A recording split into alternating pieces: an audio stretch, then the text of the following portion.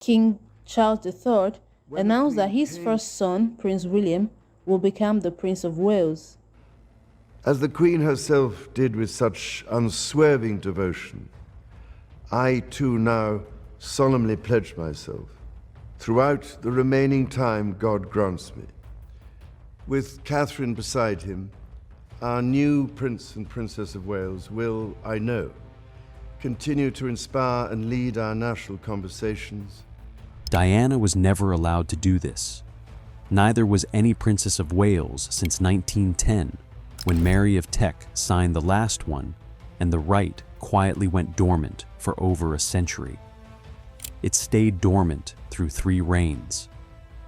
Then, on the 30th of June 2025, King Charles handed it to Catherine. Kate Middleton has officially become a princess. In a formal address to UK citizens made a day after Queen Elizabeth's death, King Charles III makes the announcement that he is passing on his former title of the Prince of Wales to his son William, thereby making Kate Princess of the realm. No balcony, no procession, no announcement worth the name. Just a line from a spokesman and a single sentence from a private secretary, releasing a power that has existed since the 15th century into the hands of the most photographed woman in Britain on an ordinary Monday morning. A line from a spokesman. The decision arrived the way most consequential royal decisions actually arrive, which is quietly and on a Monday. A spokesperson for the king confirmed that the Prince and Princess of Wales would join Charles and Camilla as grantors of royal warrants. As the king and queen leave the thrones and head for the exit of Westminster Abbey on the coronation Saturday, you'll see that everyone bows and curtsies to the king. William's private secretary, Ian Patrick, said in the accompanying statement that their Royal Highnesses were delighted to be able to recognize and celebrate British industry, creativity, and skills through the granting of warrants. That was the whole public performance. Royal Central described the appointment as a significant expansion of the couple's duties, noting that before that morning, only the King and Queen held the right to grant warrants, not the Princess Royal, not the Duke of Edinburgh. 2 people in the entire institution, and now 4. The rollout was designed in 2 stages, and the sequencing rewards a second look. Companies already holding a warrant from the King or Queen could apply to hold one from the Prince or Princess as well, with existing Prince of Wales holders given a July 2025 deadline to apply to retain their status. Now, staying with Charles, and it's been reported that hundreds of iconic brands face not gaining the King's seal of approval unless they prove their green credentials. The existing and sought-after royal warrants have become void, obviously when the Queen passed away, and those firms now need to reapply for them. Only afterwards would the process open to entirely new applicants. That order keeps the first wave of Wales warrants attached to suppliers the household already knows, which makes the opening round almost impossible to attack. What none of the coverage explained on the day was why a warrant, of all the things a king can hand down, was the thing Charles chose to hand down first. The 116-year gap. The gap is the detail that gives the announcement its weight, and it is worth stating with the precision the outlets themselves disagree about. Woman and Home put the figure at 115 years. InStyle and others reported 116. The discrepancy is a matter of counting from the 1910 grant or from the announcement date, and nobody disputes the substance. Mary of Teck was the last, and the wait since has run well over a century. What sits inside that gap matters more than its exact length. It is common, historically, for the spouse of a reigning monarch to act as a grantor. It has been distinctly uncommon for the wife of the heir. Charles himself granted 159 warrants during his own decades as Prince of Wales, according to Royal Central, but the right attached to him rather than to the couple. Diana, who held the title from 1981 until 1996, and who was arguably the most commercially consequential woman in Britain across those years, never granted one. That absence is not a footnote. It is the measure against which the June decision has to be read. Charles did not restore a lapsed tradition to a woman in a weak position. He restored it to the single most photographed member of his family at a moment when her public schedule was the lightest it had been in a decade. The commercial arithmetic behind that choice is where the decision stops looking ceremonial. The Kate effect, priced in around 800 companies, currently hold a royal warrant. Since the accession in 2022, Charles and Camilla have granted close to 600 of them, to names including Cartier, Waitrose, and Schweppes.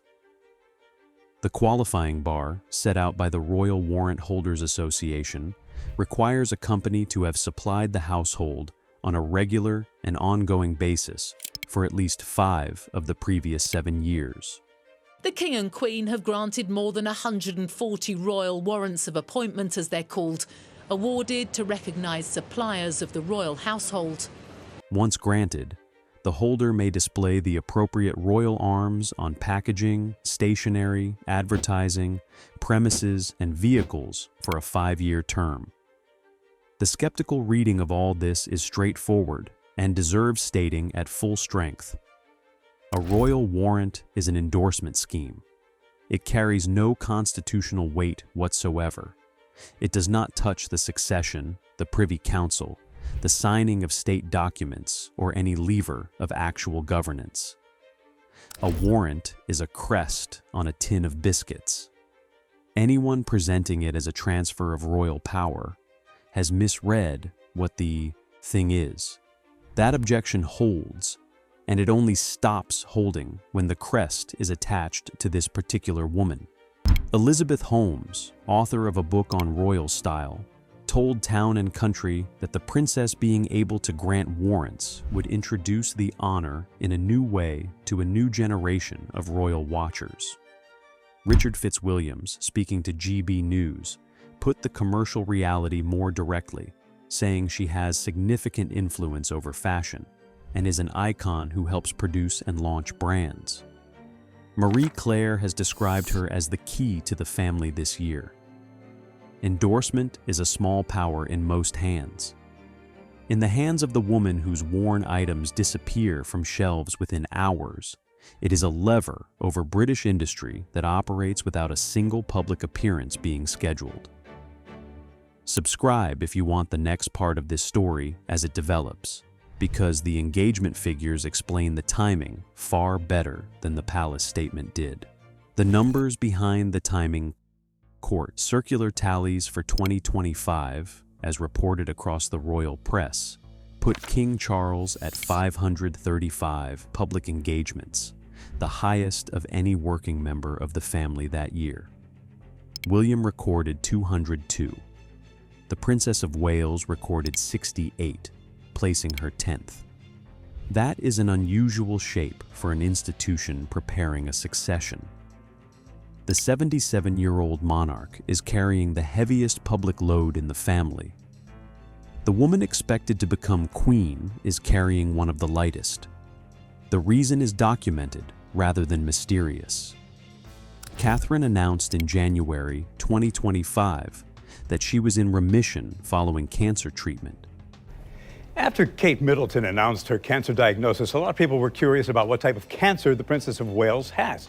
But Kensington Palace made it pretty clear it would not share a specific diagnosis, saying, "We will not be sharing any further private medical information. The Princess has a right to medical privacy, as we all do." And her return has been staged rather than sudden. She withdrew from Royal Ascot hours before she was due to attend, with Kensington Palace confirming she was still finding the right balance. In November, she gave her first speech in more than 2 years at the Future Workforce Summit in London. Warrants solve part of that problem in a way engagements cannot. Granting them requires almost no diary time. It is influence that does not cost appearances. The second skeptical objection lands here, and it is the stronger of the two.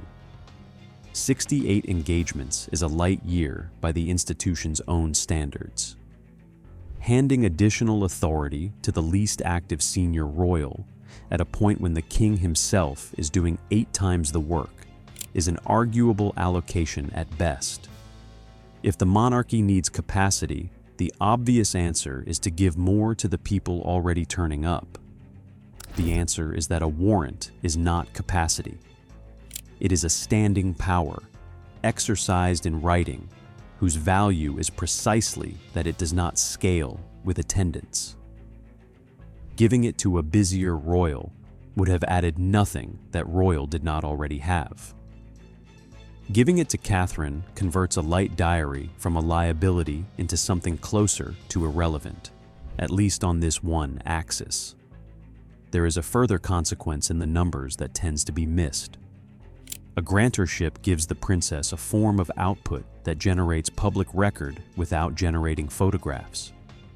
Every warrant issued is a documented act of royal business, logged and dated, independent of whether she attended anything that month. For a working royal whose visibility has been measured almost entirely in appearances for 15 years, that is a genuinely new category of activity. Her pattern since supports the same reading. Reporting through the winter, including in Marie Claire and Woman's Weekly, indicated she intended to scale up gradually while staying selective, prioritizing George, Charlotte, and Louis as the family settled at Forest Lodge. Selective is not the same as diminished. What Charles did not give her explains the choice better than anything he did. What he reached for instead. There is a constitutional route to elevating a royal woman, and it has existed since 1937. Charles did not take it.